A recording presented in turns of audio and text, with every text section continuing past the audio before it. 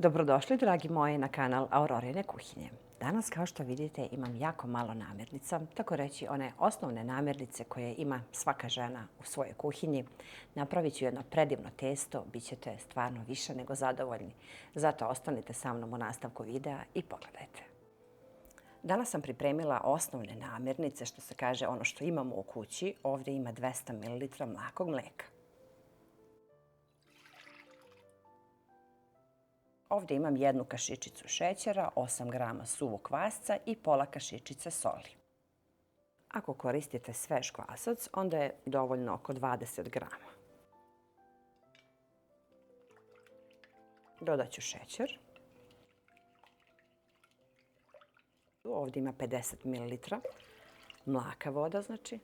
Dodat ću malo brašna i čekam kvasac par minuta da nadođe.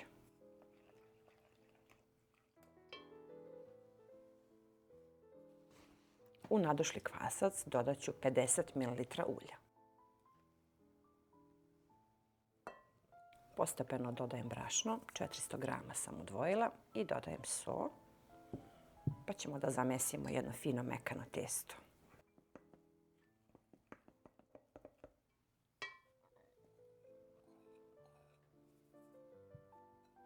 Najbolje je da postepeno dodajete pomalo kako bi testo bilo mekano, da ne bude tvrdo. Ovo testo treba da nam izgleda kao testo za picu, znači ništa ni tvrđe ni mekše. Stavit ću malo brašna preko stola. Testo je fino, taman. Nema potrebe više da se dodaje, samo da se lijepo glatko umesi.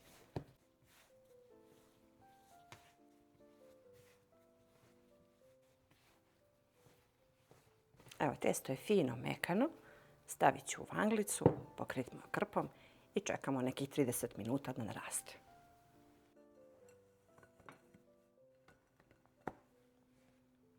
Evo, testo je nadošlo. Pripremila sam tepsiju, ovog puta veću. Ona je oko 33 cm, ali je plitka.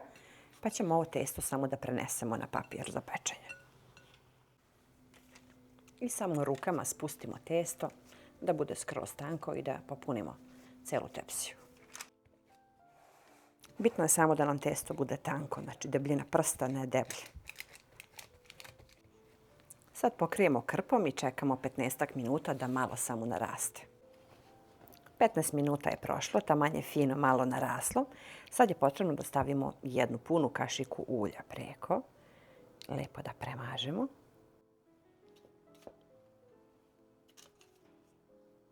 Sad ćemo ovako prstima da pravimo ovako mala udubljenja.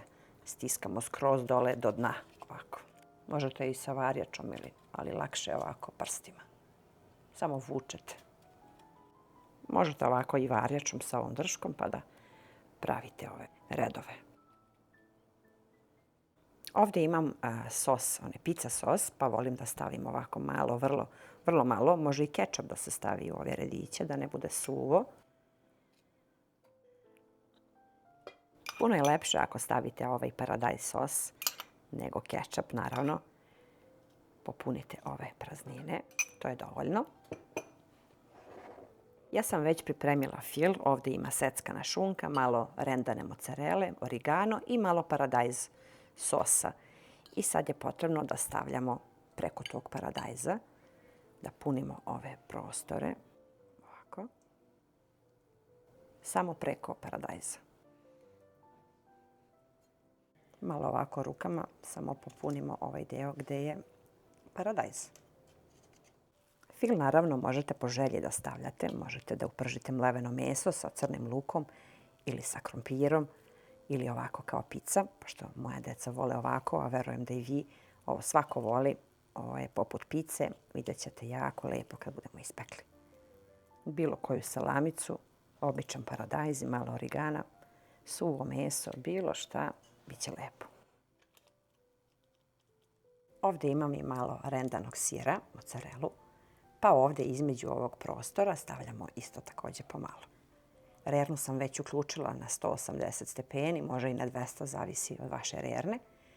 I pečemo vrlo kratko, znači možda 20 minuta, zato što je testo jako tanko. Odmah čim stavim ovaj sir i završim, odmah mogu da nosim na pečenje. Jako se brzo priprema, jako je lepo, bogato.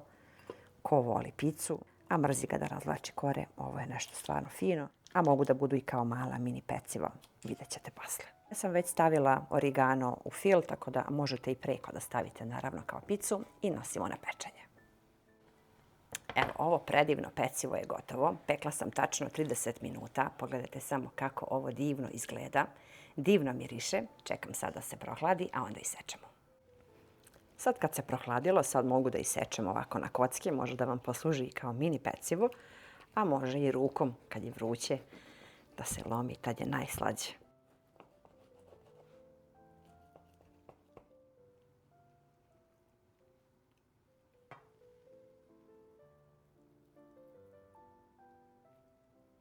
Jako je lepo i ukusno.